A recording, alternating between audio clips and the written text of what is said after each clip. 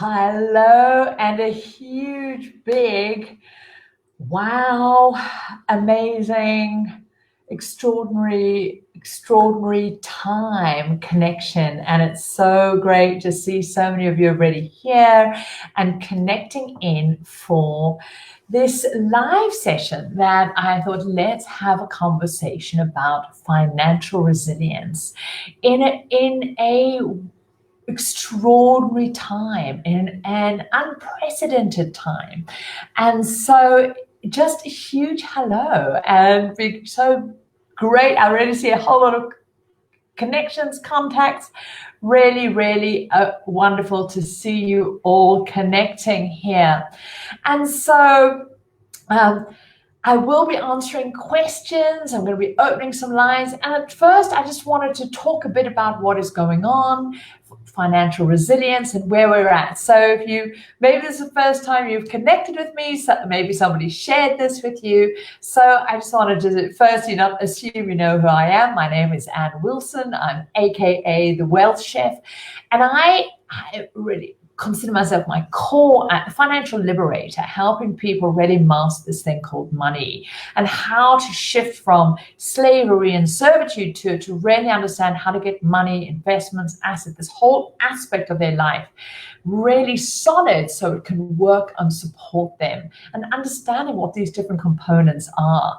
And I think that right now, in the time we're at, this is one of the fundamental and foundational aspects of our life we absolutely need to get going and sorted and really solid in our life. So I just want to so honor you for taking your time to be here as well, so we can have these really important conversations in a clean and healthy way without getting into drama and catastrophe or disconnection. And that's my intention today, to exactly that. And so before we dive into the financial resilience aspect of it, I think what we do with the money, what shouldn't we be doing, how do we have it, how should we be managing investments, and what are the different elements we need to do to ensure our financial well-being in the short, medium, and long term.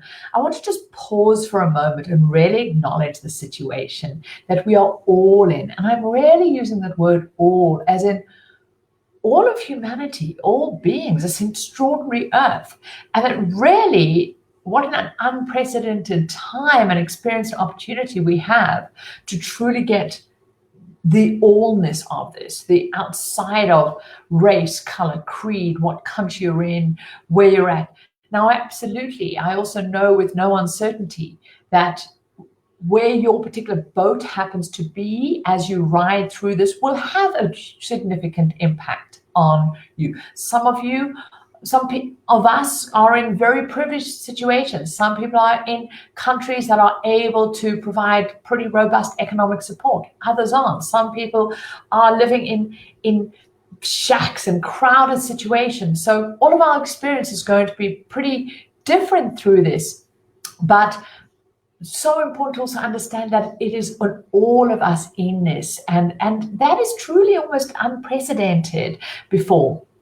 And what we're experiencing is unprecedented. No one knows where we're headed, really, or what sort of world we will emerge into. But what we do know with absolute certainty is that there will be some end point to the real tumultuous time, and that we will emerge. What we'll emerge into, no one really knows, but we will emerge. And that's what actually life is happening all the time. The only difference right now is it's super concentrated, super fast. That almost, we're almost experiencing a lifetime in a day. Things are moving so quickly. And so really, please absorb this. What we're entering into now is a warlike type of economy. And it's super important for us to make that kind of a shift. This is something that very, very, very few people alive today have ever experienced. There are very few people alive who went through the Great Depression or went through World War II. Now, I'm not saying we're going to go into a Great Depression. I'm saying it is war-like in terms of the choices that we need to make and where our focus needs to be in this time. Right now, our shift and our energy needs to be all about a war effort. If you think back to that war effort, this is a time when people come together and focus is about on how do we, do this together? How do we make the impact, minimize the impact, ensure that the community and the collaboration in a war-like effort? It's at times like this when attention drops right down Maslow's hierarchy. And I was about to make a joke, but hey, let me make a joke. We all discovered that toilet paper in the Western world is right at the bottom of Maslow's hierarchy. But I'm talking about, that real aspect where we're dropping down, that this is about meeting fundamental needs of security, fundamental needs of safety, of shelter, of access to economic opportunity, to water and food. It's about self-preservation. It's also a time where people will move away from some of the higher needs of self-actualization and self-expression. And just because I use the word self-preservation doesn't mean it has to be selfish or self as in we lock ourselves away. And I think we've got an unprecedented opportunity in terms of consciousness to actually make this an expanded self. So self of humanity, self of us really focusing on that base level preservation of the very earth that we get to call home, and an extraordinary opportunity for us to co-create what it is that we emerge into. Oh, I'm getting emotional already. I promised myself I wasn't going to cry, but I'm crying from almost this extraordinary opportunity we have in times of amazing transition. So let's keep going, because at times like this, that we are really called to rally together. And we get through this in an empowered, generative way by supporting as many people as possible and focusing our attention on how we can serve. We also get to consciously choose what sort of future that we want to emerge into. We get to choose who will we be during this time? How will we choose to consume information, consume product, consume energy, consume resources, and what we consume? This is the ultimate freedom. And at the heart of, I teach financial freedom, but at the heart, I'm a freedom fighter. And at the heart of our freedom that we've always had is ultimately our freedom of choice. That is, and this is like a super on steroids masterclass in freedom, because it's the only freedom we really have is the freedom of how we choose to direct our resources, our energy, our time, our creativity, how we consume, who we spend that with. And there's also a responsibility that comes with freedom, and that responsibility and the opportunity, both have never been sharper than they are now. So regarding the economy, while it's easy to focus on all the devastation being wrought, and believe me, choosing my home to be in predominantly a very poor third world country, that devastation is very, very, very, very, very real. Millions of people are going to be absolutely affected significantly economically in this. We must always come back to center and know that in every situation, some will thrive and some will really, really struggle. And this is the world of polarity we live in. You almost cannot have one without the other. Some sectors in our economy are going to be really booming through this time, and others are going to be absolutely decimated. And I love the bush. I love going into the wilderness, and specifically the African bush. And that wildness, the reality of that raw aspect of life is such an extraordinary teacher. And I'm reminded right now of that sometimes we have these periods of extraordinary drought, and it can be, you can go into the bush and it just feels harsh and awful. There's not a blade of grass, and you see, animals that are really thin and starving and struggling. And it's at times of desperate drought that the predators actually thrive. Your lions and leopards and hyenas and jackals and all of your predator species completely thrive in times of extreme drought. Now, in times of great rain and beautiful growth, your grazers flourish. All of your antelope and your herds expand and new babies are born and they're all big and fat. And interestingly, this is a time when predators really struggle because grass is high. The animals have got, full bellies and they're strong. And so your predator populations tend to drop down in times of great, lots of grass and great trees. And so it's just like this right now. There are certain sectors of the economy absolutely flourishing. Amazon has announced just in the US that it's already hired over 100,000 additional workers.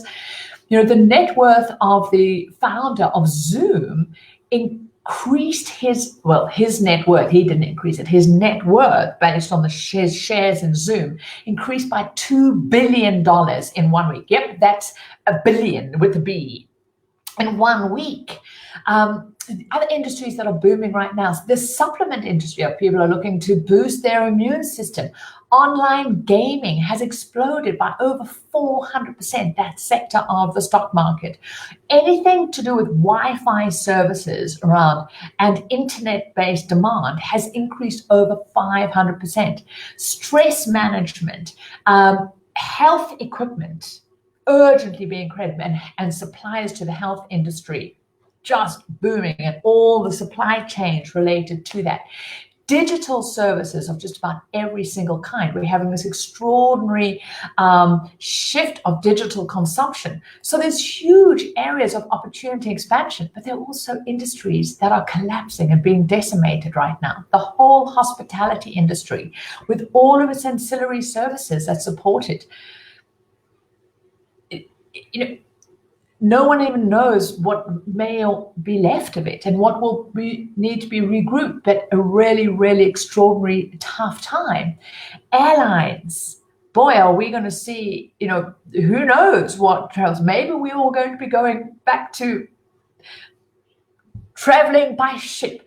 I don't want to be facetious or come across like that, but we're having huge sectors that will never be. They'll never be the same again. And there's also going to be significant increase in unemployment in a lot of different sectors as things structurally get changed away.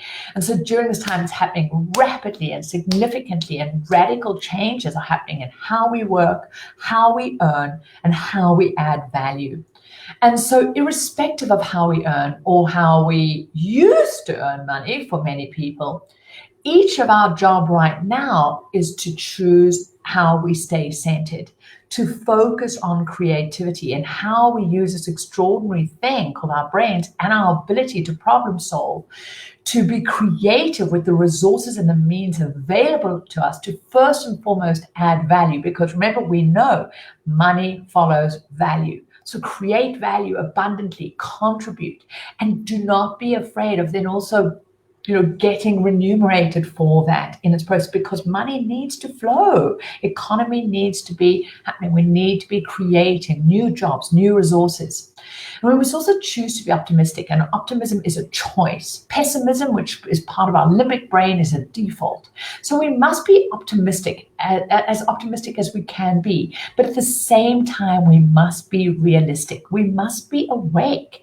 And as we've got to also be really clear with being optimistic and realistic with what is true, not conjecture, not fear mongering, not racism hidden in some insidious sort of made up bullshit story. We've got to really be clear about being realistic with real data and have the discernment to choose where that comes from. And mostly we must approach each day, each hour, each moment with a pragmatism and a flexibility. This is part of resilience, is being flexible. So all you yoga students, well done for keeping your flexibility up. But there's emotional flexibility, there's financial flexibility. So we can respond quickly to this very quickly changing landscape of the world as we know it. And ensure that we're not putting our heads in the sand and being fools and just going la, la, la, la, it's all going to be okay. It's all, in 2 weeks, we're going to emerge from our 2 or 3 weeks or however long our respective lockdowns are, and woohoo, we're all going to go back to exactly the way it was. No, things have changed. So right now we're in the ultimate self-mastery test. We've been given the ultimate exam. And self-mastery for me is this exquisite line of this fine line of what I call enoughness, knowing that there is enough, we are enough, the world enough, that there's this base of we are safe enough, we have enough, we are true enough.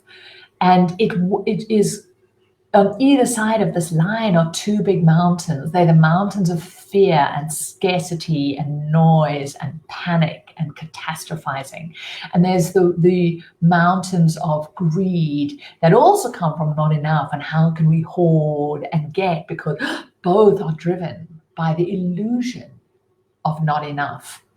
And so instead of falling prey to these seductive pools, we need to keep focused on that future of this line that we choose to walk, of our own enoughness, and a future with hope, knowing the truth that life is exquisitely resilient, that life is robust, and that we as humans and this extraordinary earth and nature that we have the privilege of being supported by has an extraordinary capacity for healing and life and expansion. That's just what it does. We have extraordinary creativity to create new solutions. And we have a responsibility to ensure that we direct that creativity consciously right now. So what we get to create can be a force for good for our entire world system and everything in it. It's going to take time for people to adjust. People are in various stages of denial, grief and anger and fear and transition. And it's going to take time for people to move into this new way of being, this new way of connecting, this new way of doing business, this new way of offering value, this new way of earning. Many people are homeschooling for the time, adjusting to these. People are working remotely. People are thinking, how do I create a different income streams? How do we stay connected and keeping connection with those we love and community as a whole without getting fearful of each other? How do we teach our kids to not now be even more afraid? How do we keep community? So there's this amazing opportunity we have, which means that we have to choose. So thank you for each of you being on here, because I know the people that I attract. I know I attract amazing, big-hearted, extraordinary, conscious creators. And I call on each of us to choose to be beacons of hope and light and leadership for our families, for our communities, and at the same time, to take the steps necessary in order to succeed and thrive. And I use that word thrive because we have an opportunity to be so much more than just survive. This is an exquisite and an amazing opportunity we have, so let's really use that. I always say that our destiny is created by our moment-by-moment decisions. This is not by a big ka-ching event. And yes, we've got a big ka-ching event now, but it's our moment-by-moment decision of how we choose to respond to it, the meaning we choose to give to things, and then what we choose to do is how we create our destiny. And if there's ever been a time that we need to be awake and stay awake and conscious about the consequences of the moment-by-moment decisions and choices we're making, it is now. How bloody exciting to be made and brought back to be awake. So turning to financial resilience and the things we can and can't do, and the things we should and should not be doing. This is the time to focus, as I said, on the bottom of Maslow's hierarchy. I always often go, it's all about the assets. Maybe we need to do that. But this is exactly about our financial resilience, our financial well-being is all about that base foundational aspects of the pyramid. When, forget about those sexy things. This is about the solid elements of support in our life, and we're being called to really check on that in every aspect of our life. How great are your financial foundations? Have some of them been neglected? Have you just bypassed some of them, believing you can come back to them later? Well, later is now. Now is the time when we're needing to be looking at stability, safety, security, and preservation. Getting all elements of that foundation, the financial foundation, solid, getting our systems, our processes, our habits healthy, so that when whatever we emerge into, like, oh my God, are we ready to rock? Because we've got this amazing solid base. Talk about amazing time to get your money flows into a healthy situation, to get into right relationship with consumption. So let's start with, what are these elements of foundations? Because remember, a wealthy life is not just about having a certain amount of money. A wealthy life is having your financial resources directed at supporting you living a life that is true and congruent for you, where you can express all of who you are in feeling safe and empowered and expanded. So we've got to know what the hell we want. We've got to be true leaders in our life, and we've got to make sure our systems, all the systems that support us, are in place.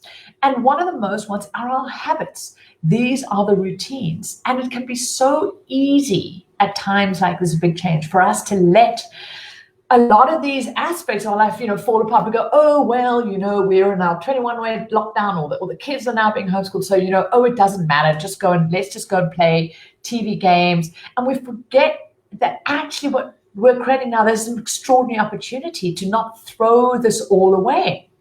So really be conscious about, how are you designing your days? How are you designing how you're choosing your time? How do you choose to do each day? Is this an opportunity for you to shake up and reinvigorate your routine?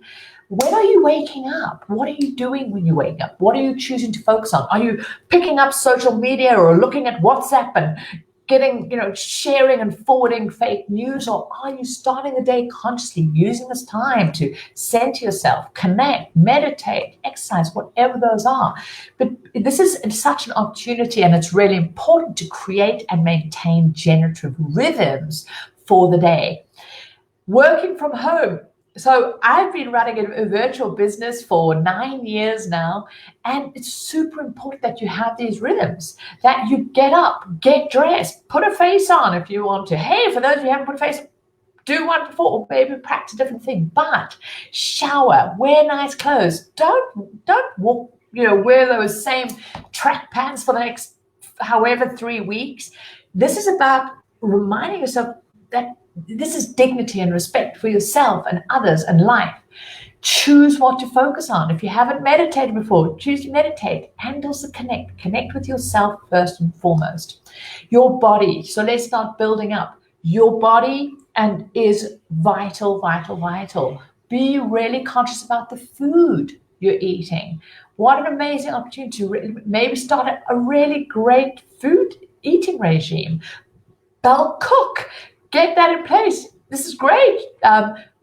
Don't sit there going, oh, well, I can just shove chips and chocolate into my face. That's not going to serve you. You need your body working for you, because when we're high on sugar and doing those things, your emotional resilience is left. You're going to get more triggered. You're going to get more stressful. Movement and flexibility. Yes, we need to move those bodies. I've got a rebounder, and I go and do that's great for the lymph system. It is a bit interesting and challenging. My poor dog, where we used to walking every morning and every evening, we're not able to do that now. So in the lockdown that I'm in, it means we literally can't leave the house, not even to walk.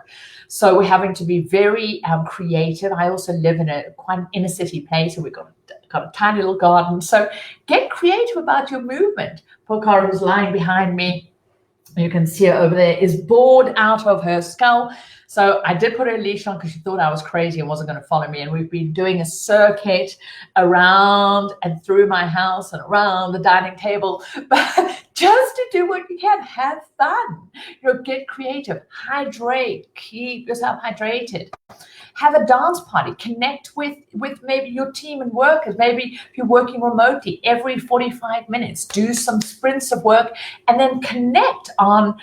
There's so many online platforms that have a dance party. A great friend of mine, Mass and Kips, you're organizing parties like that. You can all tune in, work, dance, get the connection, move your body, but also sleep. Make sure you're getting regular sleep. So this extraordinary thing, your body, community and connection. Be conscious. I think maybe this is going to be one of my most important themes of this whole, share is being conscious. Be conscious of who you connect with and how you connect. Whilst it's super important that we feel safe to share that this is scary, that we, when we have those moments of feeling confused or scared or nervous or anxious, we are able to do that in a clean way, but we're not vomiting our fear on other people. And also being really conscious that we don't put ourselves in place that we can have other people vomiting their unconscious crap on us. If you're noticing that there are certain groups or communities that you're connecting with, there's a lot of unconscious crap shit. Excuse the swear, we'll make this, non-PG rated. Use your power of choice to mute those. Don't connect in with those and choose who you connect in with. Also create a connection schedule. Maybe get together a list of all the friends that you're going to be connecting. I saw this wonderful Shah Wasman here earlier. It's so good to see you, Shah. We're going to be connecting later, having a good natter. Who are you making sure that you are connecting with? And that really are our support networks that are going to serve and expand you. Share your skills with communities. Share this Facebook Live. If you're learning something new, share that. Share the stuff that's going to support. But please, don't forward the crap that isn't, that just fuels the side. Have discernment. Have discernment. Your environment, keep it clean. Keep it invigorating. When you're going to be starting to live in restricted space, really, choose to declutter. Get rid of the stuff that doesn't serve you. What a great space. Make sure your environment is uplifting. And then mental resilience. This machine, really choose to master it. Choose to what you're going to focus on. And this is a unique time to get clear on incompletions. Get your base in place. Clear out. Another great friend of mine, Gillian Gork, I'll share a link under this thread later, has got a free 14-day self-mastery challenge, and he's known as a mentalist. He's an extraordinary speaker to NATO and many of the top Fortune 500 companies around the world, really getting clear on how you're mastering your personal mastery. And now let's turn to the pillar of financial resilience. So it's super important at this time, before you do anything else, stock take, do a big stock. You're going to be reviewing each of your 4 quadrants of wealth. So let me see if I can get this little thingamabobby working. I thought I could draw, but no. Okay, I don't know how to draw on Facebook Live. So for all of those of you who've been in the well-shaped world for a while, you'll know that there are 4 quadrants, 4 key aspects that work together to create your wealthy life. 2 relate to how money flows through your wealth. And the first one is the inflow, income. And so it's really important to first go to your income. So part of your stock take, what's that going to involve? Is going, what are your different sources of income? Is it actively earned income? Actively earned income, what is it? How many people in your household? Where's it coming from? And evaluate the resilience of that income. So this is about getting real. Remember, I said pragmatism, not going to catastrophizing, but not also going la, la, la. You want to look at, what is the strength and the certainty of that actively earned income. Do you have asset generated income? So is this investment property, dividends from stocks and shares? Maybe you've got loan instruments. You've got passive low input businesses. What are those income streams, and how are they looking? Look at, have you got non-asset related passive income flow? Do you get a pension? Do you get some allowances, credits from the state? Do you have money coming in from a divorce settlement or alimony? Look at all of your inflows and really go, okay, what is the quality of them? Which of those that are maybe at risk? And so we can really get information, get data to make decisions rather than just being alarmist. Data is your friend. Stock take. Now, in that, also start identifying new source of income. We know that a wealthy life is a life with multiple sources of income. Isn't it so lovely when life forces us to start going, how many sources of income I have, and how can I start bringing in new sources of income? What can I create? And we could spend an entire Facebook Live on that, but start looking at new source of income, new ways of active income. Get super creative about how you can add value. Remember, money follows value. How could you add value? How could you be working remotely, working online? What are new services you can offer? There are extraordinary opportunities and services that are needed now that weren't needed before. There are services like Upwork and many, many digital services. Can you become a virtual assistant? What are new things you can learn? Are there e-commerce businesses you can be creating? Could you create an online training program? If you're a personal trainer, you be doing virtual boot camps? What is it that you can offer? A yoga teacher, meditation? Are you a teacher who could be doing, school plans for other teachers? Really go, how do I add value? And then do it. Add those multiple sources of income. So now that's your inflow. Remember the first part of how money flows through your life. The second part of inflow or your money flow is how money flows out of your life. Now, many people neglect this area, and I love the back end. Yep, I did say that online. I love the back end because the back end is actually where your wealthy life is created. We are taught to fixate on income, but actually our wealthy lives and the quality of our life is created by how we choose to spend money. And so your outflow is the most important place. How do you choose to exchange the money you have, and what for?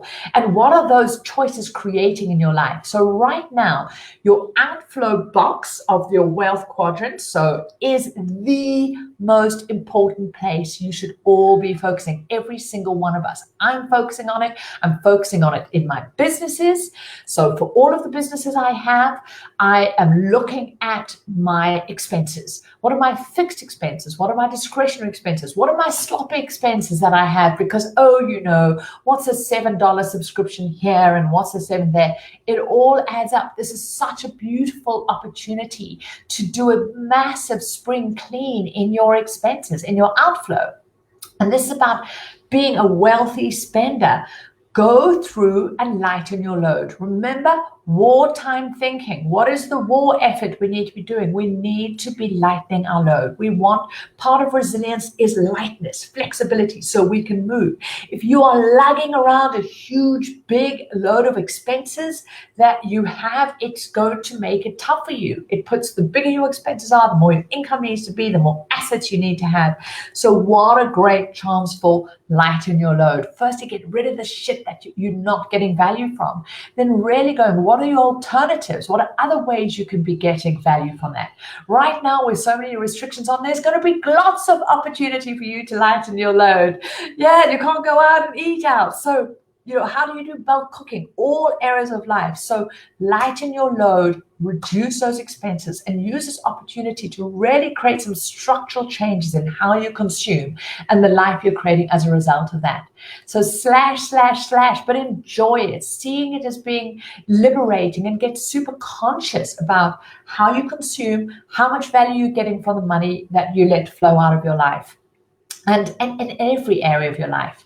So those are your money flows, your inflow and your outflow. And you must be making sure that more is coming in than is going out, because we need to be making a profit each and every day of our life. This is vitally important. And now we turn to the river banks. We always talk about the money flow, and now the banks of the river is what is the result of how the money has flowed through your life. And this is your liabilities. So the bottom two parts, so you've got your income and your expenses, and now you have your assets and your liability. Your liability has a direct relationship with your expenses, and your assets have a direct relationship with your inflow. And so you want more on your income and your asset side of your quadrant and less on the liability and the expenses. That is how you get a super wealthy life. But let's focus to liability. So here we're talking about debt. Right now, what an amazing opportunity. If you have consumer debt, I want you to just imagine, or if you know somebody has consumer debt, or help other people with this, imagine if we could emerge from this time with people having fundamentally changed their relationship with consumer debt and going into debt. And I'm super excited about this. It can be quite scary right now. And so for you or anyone that you know, help them get really clear on exactly what they owe, who they owe, how much they owe, and how much interest is being charged on it. So this is part of that stock take. Just get it out. Let's get that information out. And then start dialing. Talk about claiming back power. Often people are really nervous to contact financial institutions and say, either I'm having difficulty in paying or I want a different outcome. But boy, talk about when we have urgency gets us over our shit, our squirminess, our shame, or whatever. This is about you well-being, somebody else's well-being, and we just get dialing. You also want to get writing. A lot of it you're going to want to have a track record. Start contacting lenders quickly, and you want to be negotiating like crazy. So we've got to get over our ego, make this fun. And well, firstly, do not take on any more debt. Do whatever ever you can to do not get into debt in this time. Cut up credit cards, get rid of overdrafts, just really, bolster down in this time. For any consumer debt you have now, I'm not talking mortgages, I'm not talking expansion debt, I'm talking pure consumer debt, credit cards, overdrafts, things with high interest and stuff where there's no base asset behind it. So see if you can negotiate settlement agreements, negotiate freezes on interest payments. Now, if you're in countries where interest rates have basically been taken to zero, get those right down. Can you even use this time to renegotiate a new mortgage deal at a significant low cost? Really freeze that interest. If you can't freeze it, get it reduced, that interest rate. Find out what relief is available to you for your business, maybe as an employer, employee, business owner, maybe unemployed. Find out what relief is available to you in your country on debt, but also on some kind of allowance that you might be able to get. And help others do the same. Share. This is time for us to be speaking cleanly about money, not hiding, not bullshit, not swagger, but real clean money conversations. And so now we turn to the asset draw. Now, you know me, I'm an absolute asset lover. Assets are the only things that can create our financial freedom. Assets are the only things that can earn for us and grow for us so that we can be at that wonderful point of financial freedom where assets are earning us all the income and providing for us, so we have that freedom to choose whether we want to work actively or not. And I'm going to be telling you something that so many of you are going to maybe that know me well might fall off your chair. I'm going to tell you right now, your asset draw, your asset quadrant is the last place I want you to be focusing on right now. This is not the time for you to be fixating and staring at your asset draw. As tempting as it may be to want to go in and look at what your retirement or your pension or your superannuation or your RSP valuation is, stop it. Don't do it. That's just like picking a scab. That's like when you've got a sore tooth and you keep poking it and wiggling it. It's not going to help. All it's going to do is trigger and fire up your nervous system and get you into panic. That is not that is just self-torture. So if you're super, super into self-abuse, go and do that. But for your financial well-being, stop it. Stop refreshing and seeing what the hell's going on there. If you truly understand how to manage your money and invest well, you don't give a damn what's happening in there because you are never drawing down directly from your assets in that place. I don't have time on this to talk about drawdown strategy, but drawing down assets is not like selling one share here and there. So you don't actually give a damn what the valuation is right now. That is just feeding our need for drama and an adrenaline rush. There's other ways you can get an adrenaline rush. Go and have some a baboon shouting at you. Last week, I actually had to go up into the bush. I've recently bought an amazing place in the bush. I had to quickly dash up there and get some stuff sorted out and sorting out a bunch of other stuff before we went into lockdown. And I was sitting outside with a friend. Damien said, "Let me see you here." She managed to get back to the UK. We were sitting outside in this little period. Next minute, these baboons just started going crazy. Well, we just about peed our pants. That was proper fear. You've never heard the sound of a baboon shouting. And it was so lovely to be reminded what real fear is, what real trigger adrenaline is. So don't be doing that to yourself. Don't be doing mental fear by going and looking at what your portfolio is doing. We all know the markets are down. Finished. Done. What is really important is that you stay consistent. Look at these other three quadrants. That's where your focus needs to be now in your wartime effort, in this base resilience effort. And you're almost going to ignore your assets. But what you are not going to be doing is you do not start panic selling. Hands off. Do nothing.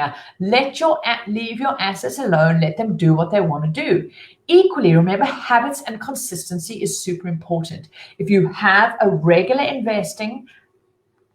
your regular investment plan in place, regularly going into a simple portfolio of index trackers, you keep doing that. So remember, a quick mini masterclass on index trackers. Remember, index trackers are self-optimizing. Why do I love index trackers? Because I'm not trying to guess which companies are going to emerge from this and which are going to be blighted. Index trackers, by their nature, self-optimize. So remember what an index tracker is. It's a fund that holds companies in a specific index, so a listing. So if it's a FTSE 100, it's the top 100 performing companies on the London Stock Exchange. So if you are investing in the FTSE 100 and companies get blighted by this, they will fall out of that index. Other companies that thrive through this will go into that index. You don't have to try and guess which they are. By just buying that index, you're automatically getting that self-healing, self-optimizing investment. So what's super important, you keep going. The S&P 500, the top 500 companies in the US, same thing. Those that aren't going to survive are going to fall out. Those that do go in. Your emerging markets, you're going to get exposure in all around the different world. Which geographic regions are going to recover quicker, slower? You are going to get the self-optimizing. So you keep doing that. If you don't yet have a regular investing strategy in place, get that in place. There's no better time for you to be setting in place a good investment habit now. Remember, you do not need a lot of money to be investing in index trackers, be that in your tax deferred or tax protected. That could be your pension, your retirement funding, retirement annuity, superannuation. Same thing, just different name in different countries. Tax deferred. Your tax protected inside your stocks and shares ISA, inside your tax-free savings account, your Roths. Use these allowances to get your money working for you, but use this time to learn a new skill and get that in place. Because right now, the market has had a fire sale. Everything is oversold. Remember, at its core, you are buying companies. So when you are buying your index trackers, you right now you are getting them at mega discounts. You're getting them at 40 cents to the dollar. So when you can do this, you do it. And for those of you who have some additional cash, set that aside. You might want to be upping your regular investment, but it's super important you keep your overall financial foundation in place. So you keep your emergency fund. You want to keep that cash safety net so that you have that resilience. But on top of that, if you can start topping up on your index tracker investment, do that, because you're buying cheaply now. And by keeping that regular investment going, that monthly regular investment going, you are buying. You're buying at a sale. So even when buying one is going down, when it goes up, your return's going to be super, super higher. What you absolutely do not want to be doing is trying to time the bottom. That's a complete fool strategy. No one knows where the bottom is, when it's going to turn. Crazy. You do not want to be sitting on the sideline, because then fear just percolates and you are going to miss out. You do not want to get out of the market, but you also don't want to get silly. Don't start going, oh, I'm going to guess what's going to buy here. Do not, because I told you the Zoom, the founder of Zoom has just, his net worth just increased by 1 billion in the last week. I'm not telling you to go and buy Zoom shares. No, it's actually trying to stock pick right now is loony. Stick with index trackers. They are your friend. So get that happening. So find personal and emotional resilience, self-mastery, key. Making rash, fear-based, knee-jerk decisions in your asset quadrant is not what you should be doing right now. That is how you're going to really, really damage yourself. Turn your attention to your other three quadrants, your income, your outflow, and your liabilities, and get those healthy, get those solid, and in a way that's really supporting you. Now, I'm busy creating a 5-day financial resilience charity challenge.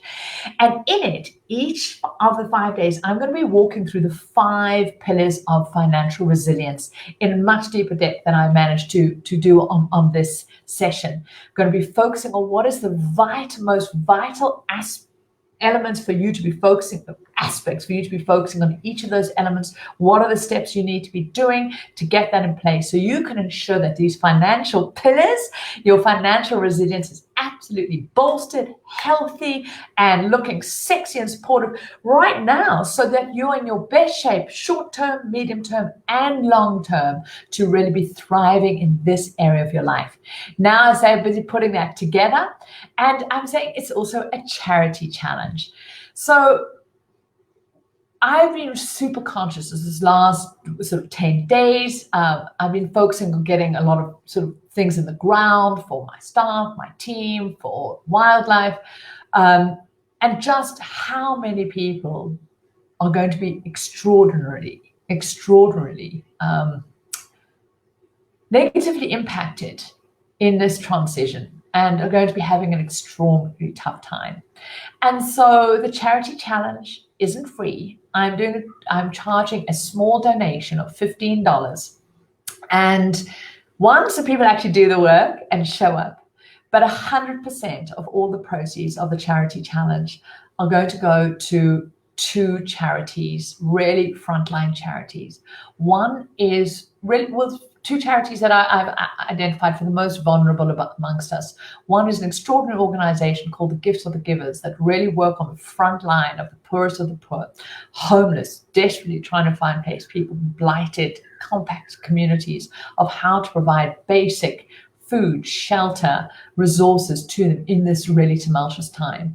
And the second, other 50% of all that we together can make in this charity challenge is going to go to anti-poaching units.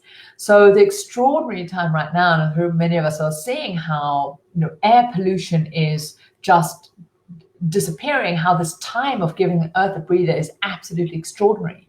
But at the same time, what is happening is because there are no people in the game reserves driving around, there are some rangers, but we're actually seeing poaching increasing extraordinarily. Both the organized crime, these terrible organized syndicates that just devastate and do large-scale poaching, but also poaching by desperate people looking for food. And so anti-poaching units are desperately needing to be bolstered just with resources, with food, supplies, and additional personnel to try and ensure that our wildlife is also protected through this time. And so the financial resilience charity challenge, all the monies will be going to those two sides. Now, the page isn't fully up yet. It isn't up there for you to actually sign up and contribute your $15 so we can get started, but it will be happening in the next day or so I'll be getting that out. But we have got a page up right now, and I've just shared that in the comments, and it hopefully should be shown somewhere. Let me see if I put it there. If you go, ta-da, okay, I have no idea. There we go. If you go to www.thewealthchef.com charity challenge, there is a little page where you can just get your name in just on a wait list. And as soon as we have that page ready, which will hopefully be in the next day or two, we'll be able to send you an email so we can start that challenge. And I would love you to also then share it with as many people as possible, because if we can get as many people's financial foundations really solid in this time and getting people being super conscious about their money, where we direct it to, imagine the world we can emerge into where people are financially healthy in this area. So I'm going to be opening the lines up and well, not the lines, but answering sort of questions that you have. But I just wanted to remind us all that we can choose to be part of a positive, resilient, compassionate, and conscious future. There has never been a more urgent and more extraordinary opportunity for us to become conscious wealth creators.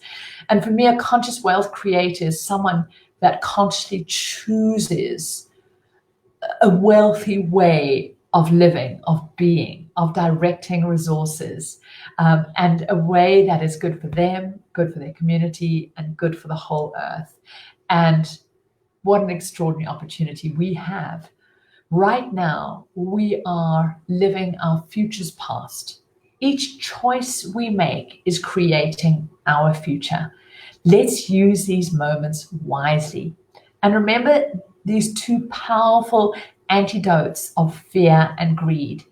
And these ones, I always remind myself, they're like the ultimate super pills of straight to joy and wealthy life. And the first is radical gratitude. It's a doubling down. It's a super gratitude. It's not like, oh, I should be happy for my lot, but it's really dropping into, oh my God, how full and rich and amazing is life, my life. The things that I have, the communities that I have, the resources that I have, that I get to feel and breathe so choose radical gratitude as part of your daily wealthy living practice. And the second one is shifting your focus from yourself and turning it onto others, but in a way of service and support for others. Of where can we be of service? Where can I add value? And it's extraordinary. Those two pills annihilate anxiety and fear and all the other shitty stuff that do not make for a wealthy life. And before I go to the questions, I just want to read and remind you of this beautiful poem by Rumi. It says, "The breezes at dawn have secrets to tell you. Don't go back to sleep. You must ask for what you really want. Don't go back to sleep. People are going back and forth across the doorsill where the two worlds touch. The door is round and open. Don't go back to sleep. We have an extraordinary opportunity to wake up and to stay awake." And it's just so amazing and extraordinary to be awake and choose to be awake with you. So let's dive in and let's get your questions answered. And for this, I'm going to need these to see where we are at. And cool.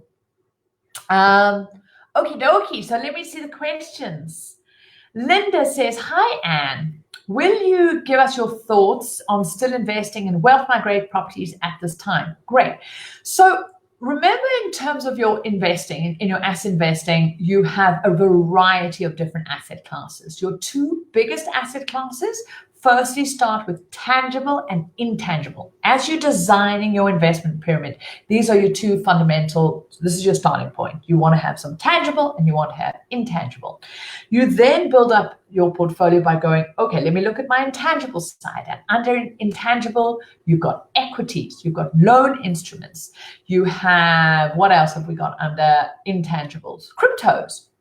You have, these are your different kinds of assets under intangible. Under tangible asset class, you have investment properties, you've got commodities, you've got precious metals, and you've got cash. You've also got collectibles.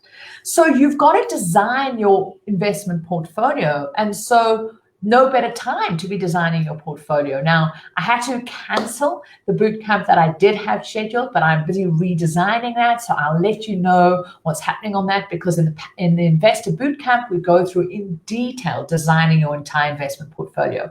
So now you need to have investment property as part of your portfolio design. It's one of the key asset classes. Now, there are various ways in which you can be invested in investment property. You can be invested directly in buy-to-let, commercial property buildings, but property where you physically own it. So that's directly. There's indirect ways through syndicated investment platforms like Wealth Migrate. There are also many, many others around in different countries. So all they are syndicated collective investment opportunities, which are now democratizing investment property, especially in commercial, in the same way that the equity market has been done for years.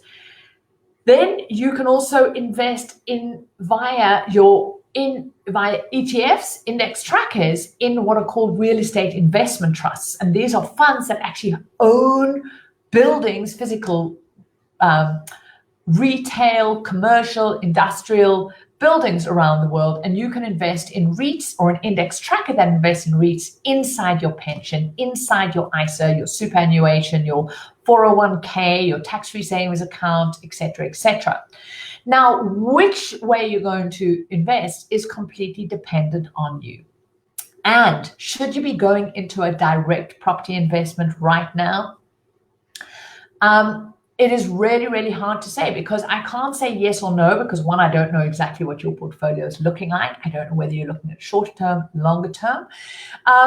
I think you've got to take the risk. Well, in anything, you're always going to evaluate what are the consequences.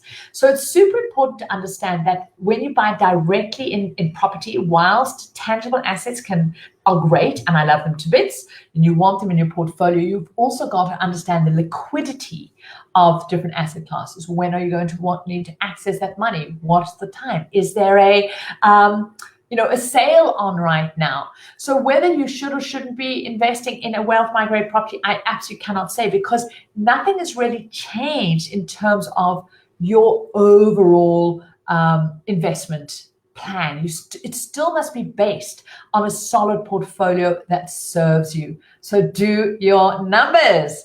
Brilliant. Joni says, thank you. Let's not go back to sleep. Absolutely. So great to see you, Joni. It's so wonderful seeing all of you. Oh, Mandy and Helen and Linda and Pumalele and Debbie and Rachel. Oh, we have the most amazing community. And it's just so wonderful to see you all here. Okay.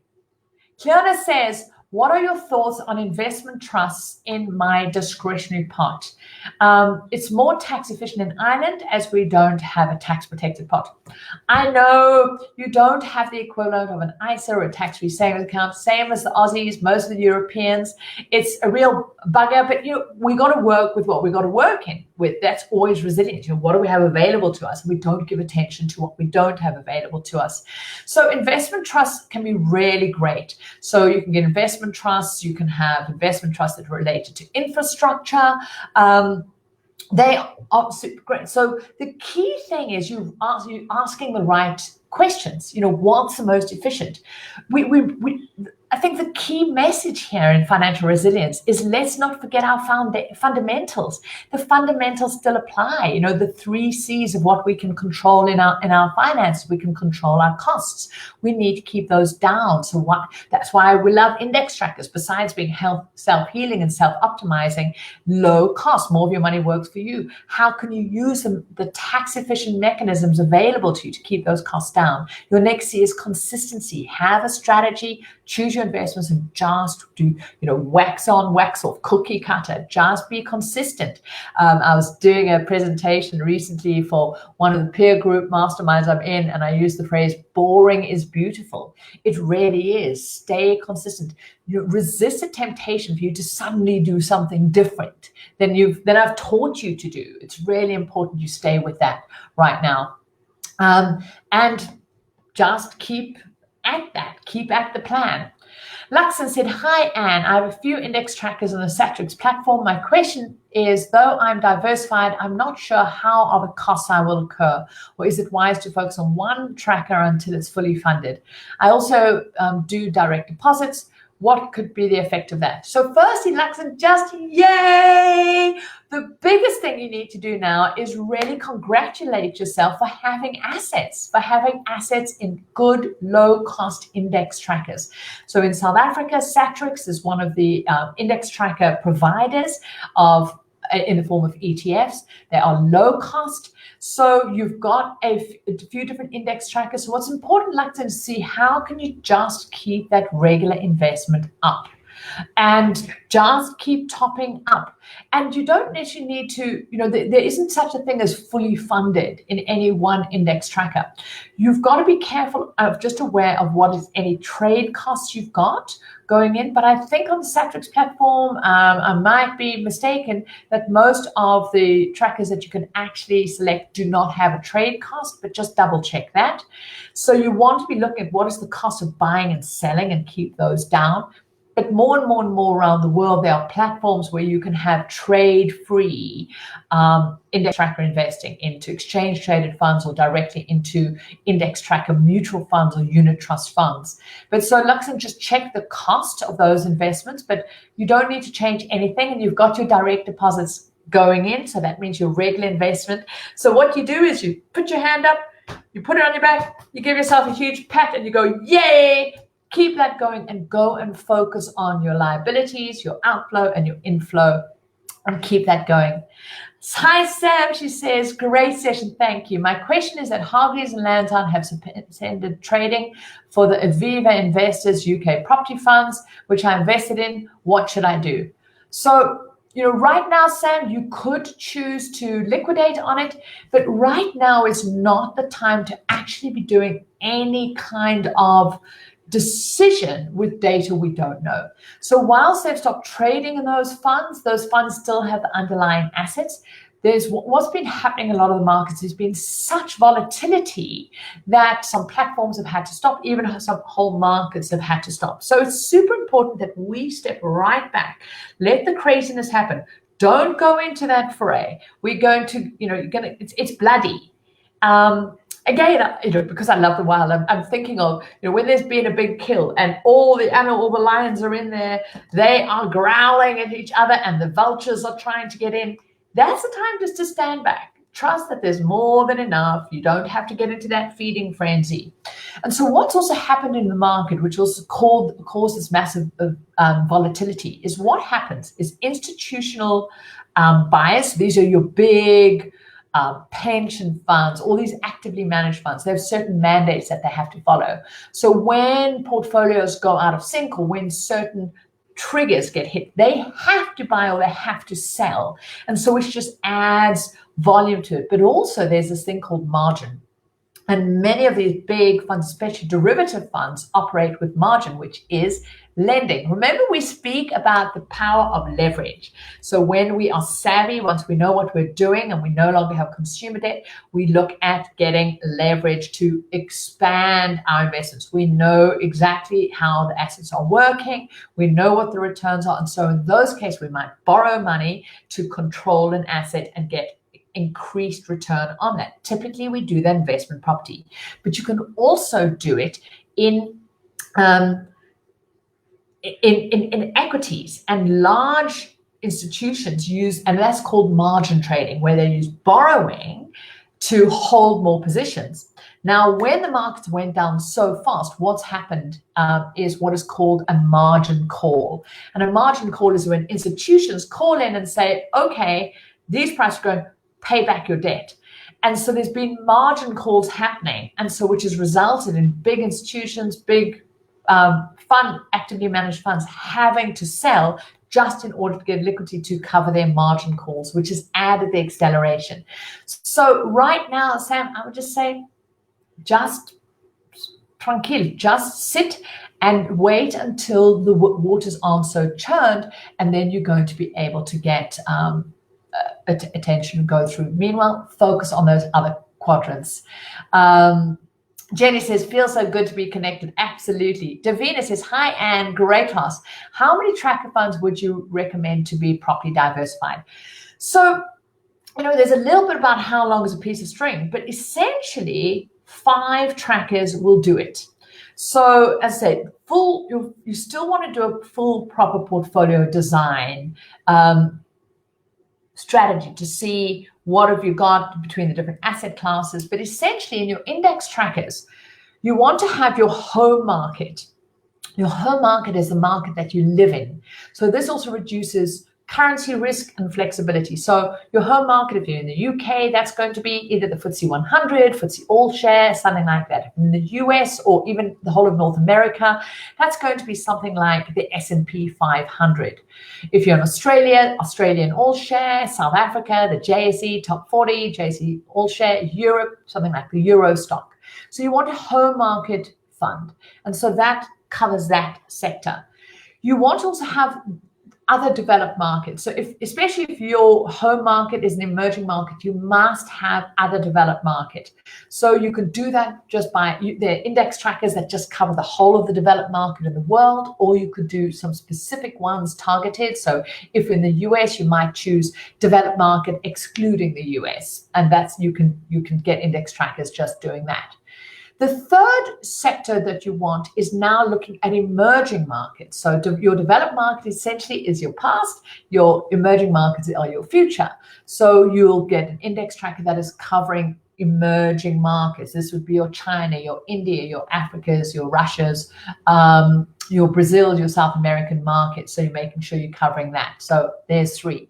You want to cover some other asset classes. So you want to look at investment property. So you can have a tracker covering that.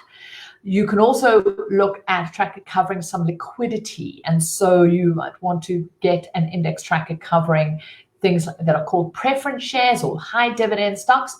And then you really want, and this can be either or. So I know I've now added 6 in. So maybe let me forget about Dewey. So your 5th one call will be you want to add commodities in. So also some tangible, you want to have some precious metal, preferably physical gold. And this is about portfolio protection. So there you have it. A simple 5 tracker portfolio will set you up. Okay. Where am I? Woohoo! So great. Riven has said, I've had a unit trust investment with Old Mutual and I've lost 40% already. Should I withdraw it and invest it directly in an ETF? Also, can you advise on cash FX? Okay, so Riven, this is a really interesting time because at the moment you're asking 2 key questions here. One is generally what you've been invested in. So firstly, I want you just to acknowledge yourself that you've been investing. But you've been investing in what I call a TV dinner investment. So that's an investment with high costs. So most actively managed funds, and unfortunately, there's also even a worse bunch scale in actively managed funds. And many of the fund houses, like the one you've mentioned, things like Liberty, have very, very, very high fees, and they work for them, but not for you. So now the decision is, you can transition. This is a great time to actually be considering cleaning up. And as long as you move platform to platform at the same time in the same market, you're going to be okay. So generally, I'm going to be telling all of you, do not touch your investments, do not sell, do not switch, do not move out. Just stay put. All you keep doing is doing a regular investment. So what you might choose is instead stop contributing into TV dinner investments, and rather start a new investment, regular investment on a low-cost platform, investing in index trackers and ETFs. So just stop putting into the high-cost ones and start something fresh. You could, although I would not, because the timing is a bit of a transition, you really want to buy and sell at the same time. And depending whether it's a retirement annuity or what it is, it might be a couple of weeks. So what might happen is you trigger the transfer to happen, and they sell on this side, and then something happens in the market and you buy in at a different time. So what I suggest, Riven, is just sit tight for a little while. I think we're talking maybe months, we're not talking years, but you can stop contributing in and start contributing into a fresh one now. Declan has said, I've not yet added any property real estate to my ISA portfolio. Is it possible for you or either someone in the group to suggest a good REIT to invest within? There are so many to choose from. It's difficult to know which is best. So Declan, you're in the UK in an ISA. What you can do is you can go onto a site like Hargreaves and Lansdowne, even if you're not on them, and type in. You get some very good ETFs, index trackers, which will give you a ability to invest in a cluster of real estate investment trusts. You don't want to be just choosing individual ones. So for example, in the UK, some of your big real estate investment trusts are the likes of British Land, for example. Don't just invest in British Land, because that's only going to give you exposure to the UK market. You can find an exchange traded fund that gives you a global portfolio. So you can, with a single index tracker, invest in the full portfolio. So now, I can't, on a public platform like this, give you a specific index tracker, as I'm not an authorized financial advisor to give you that investment. But what I can teach you to do is to go in and look for global property index tracker. Type that into a database like Just ETFs, and you'll see that some great companies like iShares, which is one of the biggest ETF providers in the world, have these global real estate funds. And then remember, what you do is you look at the fund fact sheet, and you can see that the investment's actually invested in a whole bunch of real estate investment trusts from around the world. So Andrea, hi there, gorgeous, says, I have 5,000 left on my car loan at 3%. I have a small lump sum coming in soon. Is it best to pay it off or add it to my ISA, or to increase my resilience fund to 2 years? Great question, Andrea. So without knowing everything else that is in place, if you've already got your resilience in place, I don't believe you need your resilience fund to even be 2 years. Be careful not to end up holding too much cash in these scary times. You want to get that working. Now, the car loan at 3%, that is very low cost.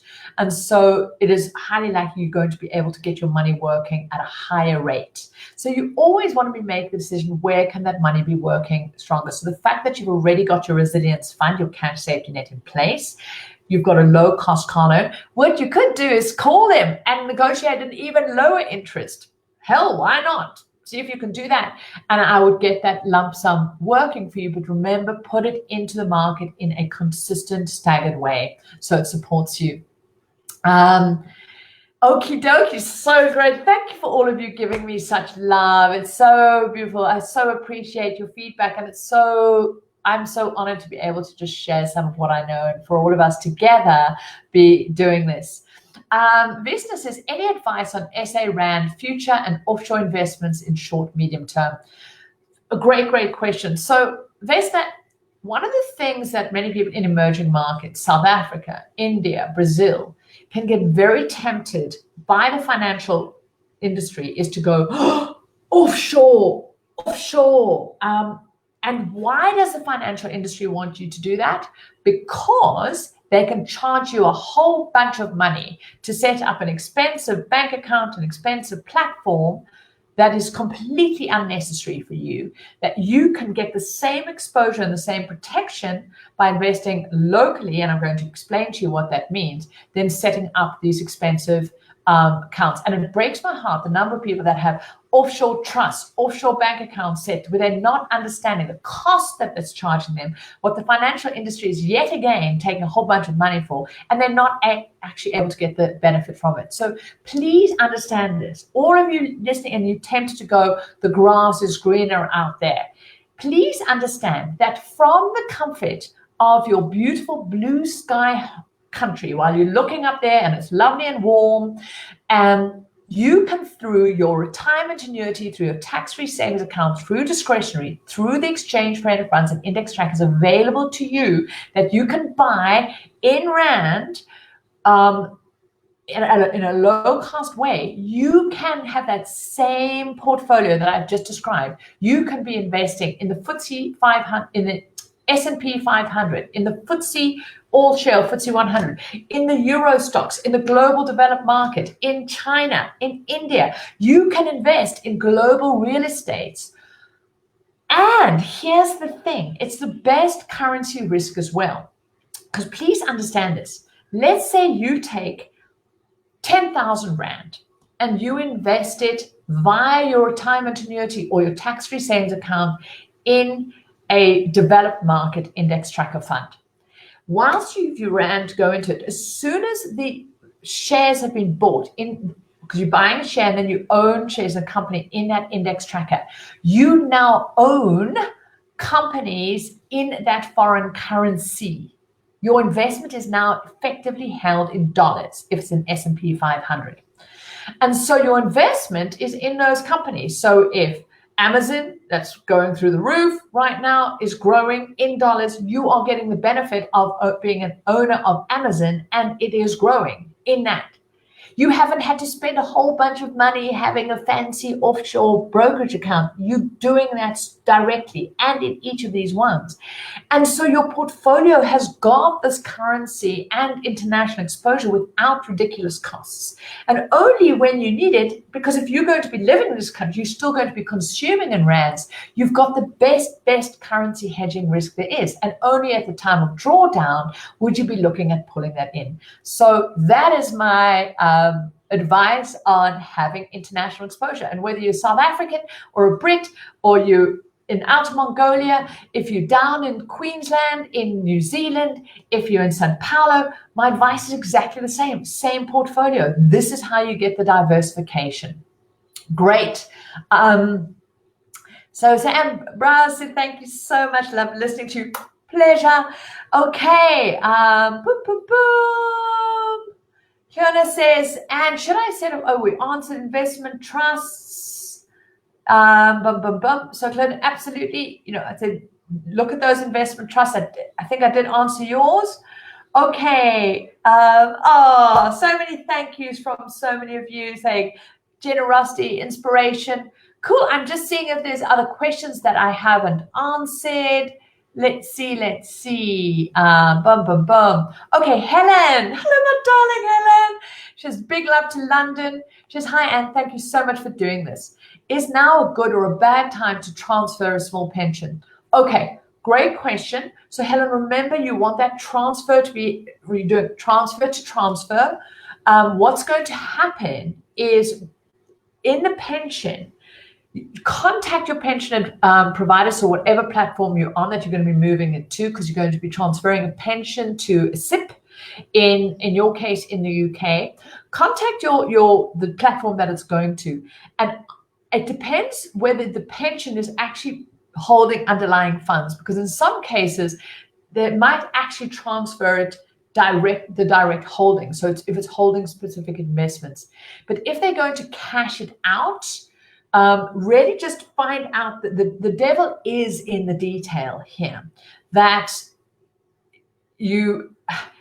again, what's going to happen is if they're going to liquidate and sell it, if it's being held in equities, you might be taking a loss. There might be a lag for it to come back across. You might want to wait until things just are not so crazy volatile for it to come across. But we're already seeing the VIX. The VIX is the volatility index starting to dampen. So just keep an eye on that. But Helen, I would just wait for bigger moves like that just for a month or so, and as things calm down, as people start moving into their new normal. Remember I said we in a lot of sort of crazy time right now, as just the world is grappling with this. But some stabilization of that market is going to be coming not that long. It still will be down, but at least it won't have this crazy up and down, so you're not bringing risk in while you're doing that transfer.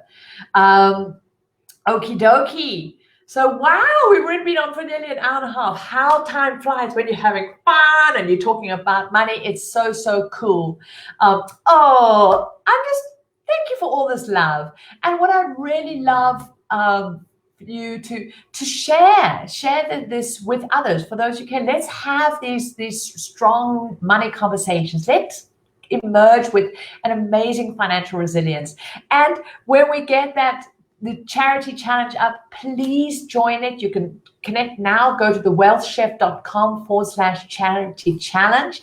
And there's just an opt-in page. Go on a waiting list. But join me in that. I'm going to be doing the 5 pillars of financial resilience deep dive in that. There's going to be resources with it. And you can also share that with others so we can really, one, get our financial resilience base solidly in place, but also do good. At 100% of the $15 contribution and donation to that is going to go to the most vulnerable above us, so we can really do our part in helping support everyone here.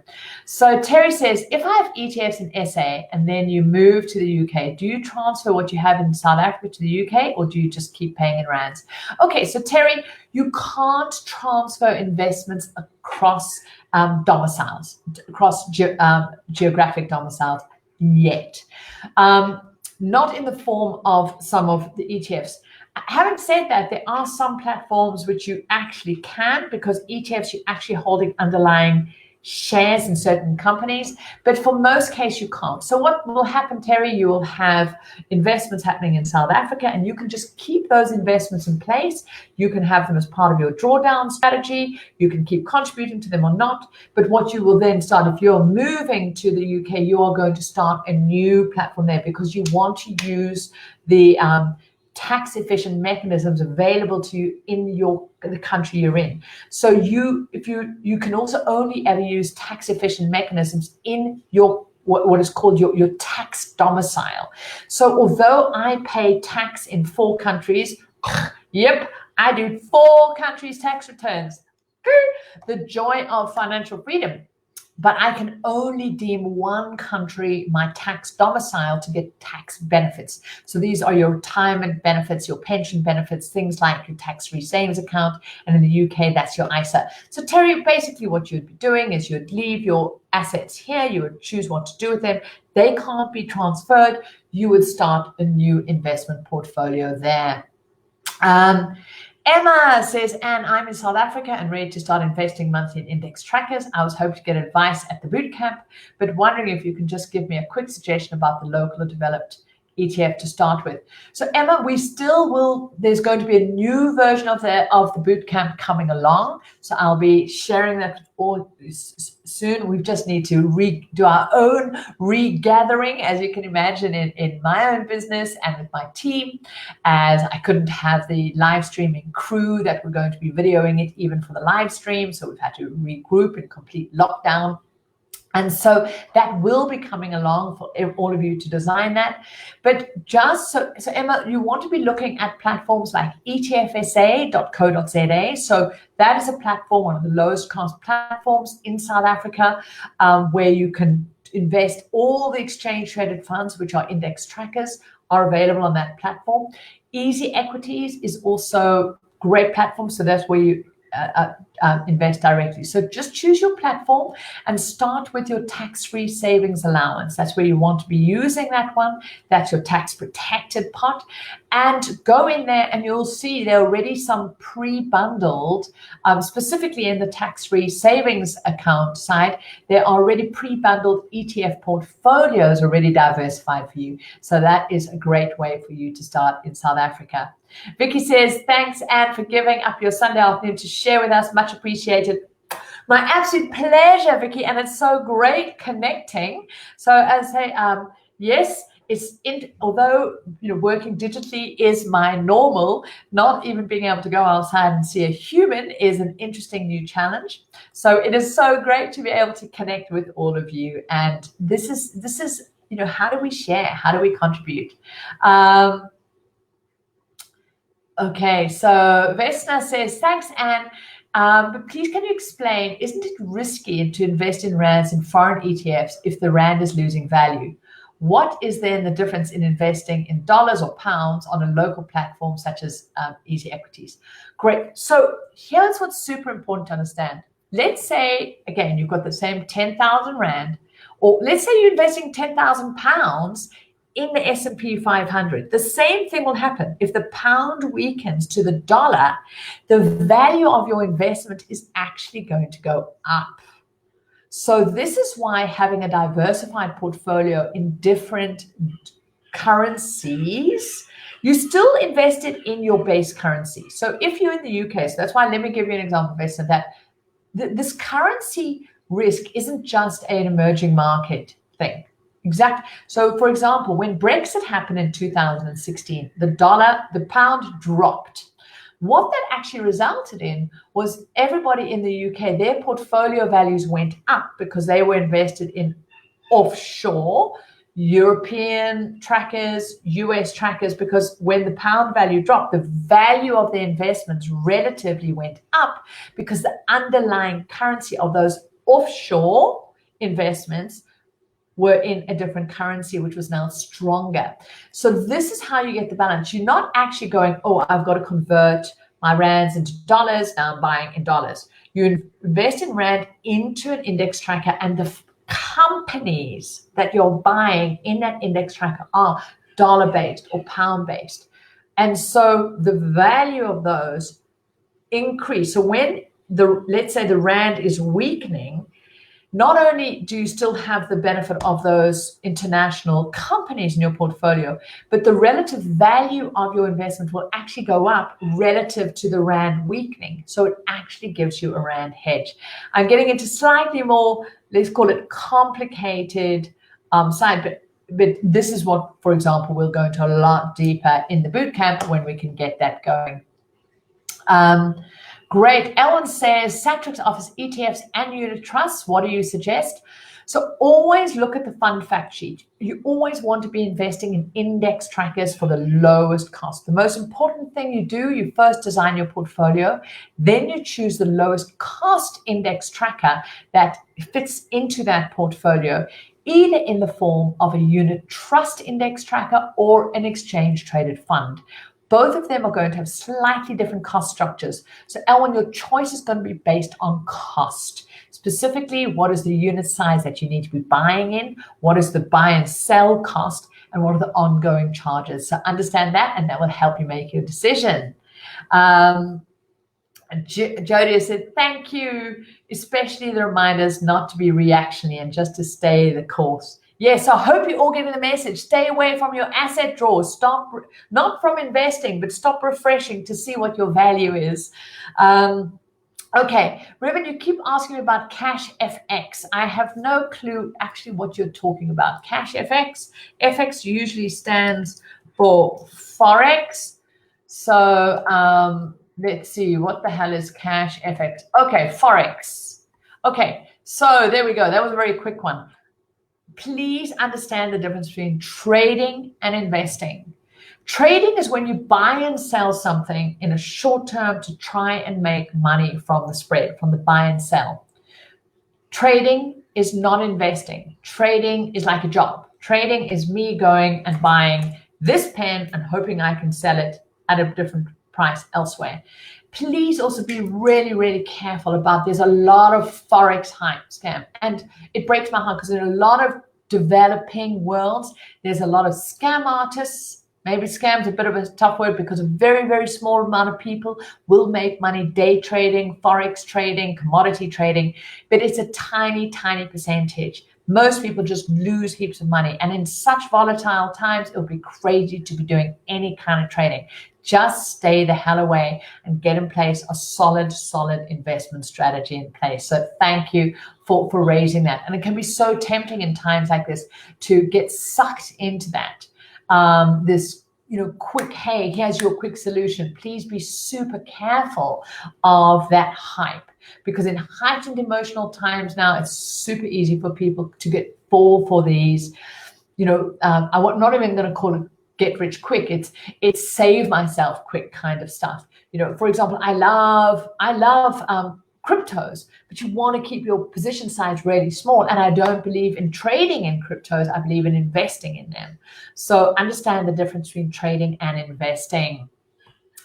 Greg, so lovely to see you, Greg in Zimbabwe. Well, she says, thanks so much, Anne, for giving up your Sunday to share with us. Lots of love. We'll definitely be doing the charity challenge. Thank you, Greg. So much abundance.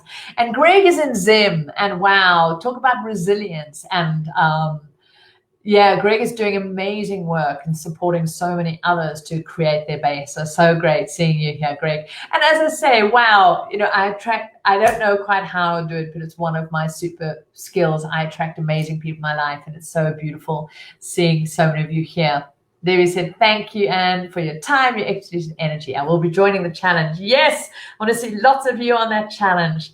Terry says, thank you for your insurance. Mwah, mwah. Just so cool. Okay, Carmen says, any commentary on South African junk status? So very short answer is no commentary. Why do I say that? Now more than ever, it is really, really, really important for us to focus on the things that we can control and notice, where do we direct our time, our energy, and focus. None of us can control the rating, any economic external economic factor. What we can control is our focus. We can control our costs, get those right down, and we can control how we consume, what we consume. That is not just food, that's also data and information.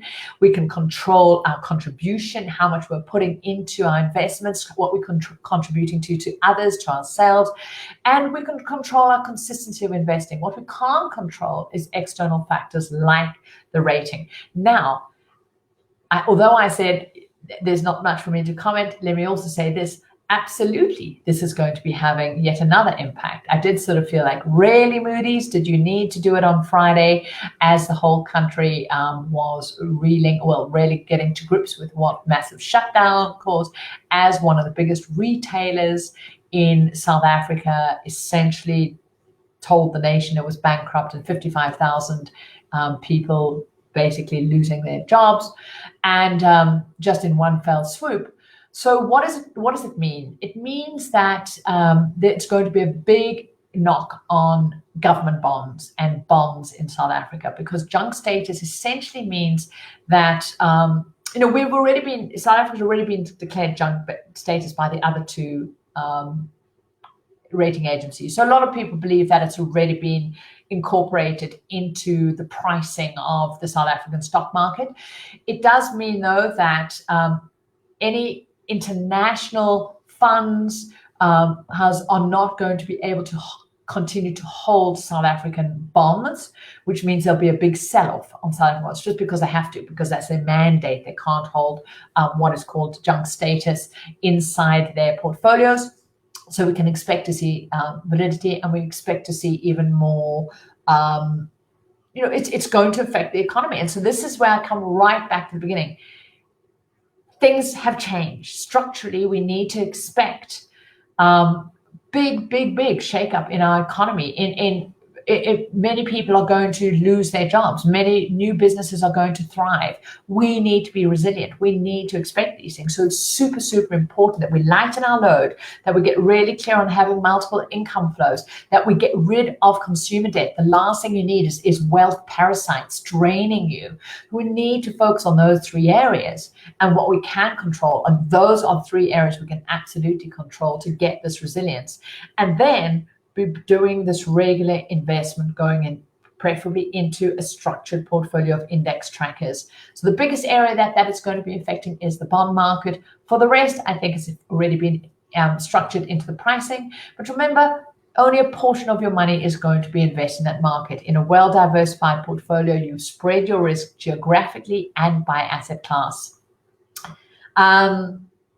Paul says, is now a good time to sell gold if they're up 55%? Okay, so I'm so glad all of you, those that have been in my tribe for a while, and that you did your portfolio design and that you bought gold. Many of you are going, but Anne, gold's been doing nothing, and you suddenly see gold go through the roof.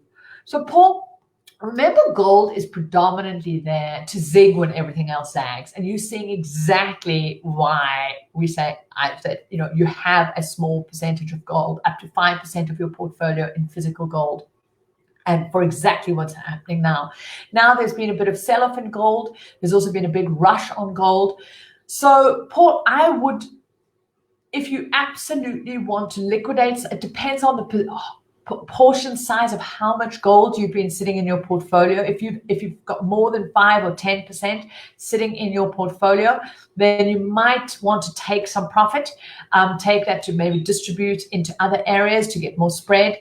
But I think gold's got a way to go. We're going to still be going through quite a lot of volatility. For you that don't have gold, even though the price is really up, I would still be accumulating gold. Now, gold is just good to have in your portfolio. So while it's very tempted to take some profit, Paul, still stay within your portfolio design. And yeah, maybe you want to take a small amount of profit, but it depends how much you have as your overall portfolio. Andrea says she's also joining the charity challenge.